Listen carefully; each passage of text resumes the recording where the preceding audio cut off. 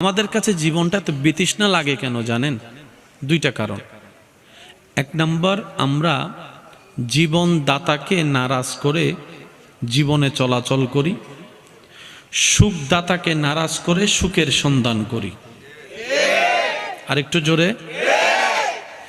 জীবনদাতাকে নারাজ করে যখন জীবন চলতে থাকি, সুখদাতাকে নারাজ করে যখন সুখের তালাশ করি, তখন হয়ে যায় স্বর্ণ দড়ি হাতে ছাই হয়ে যায়।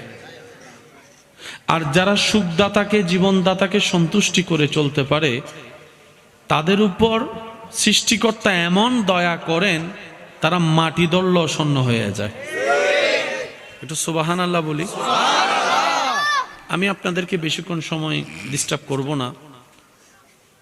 মাইকের আওয়াজ যতটুকু যাচ্ছে, মাইকওয়ালা ভাই একটু মাইকের আওয়াজ একটু কমাই দেন, রাতের আওয়াজ তো এমন অনেকের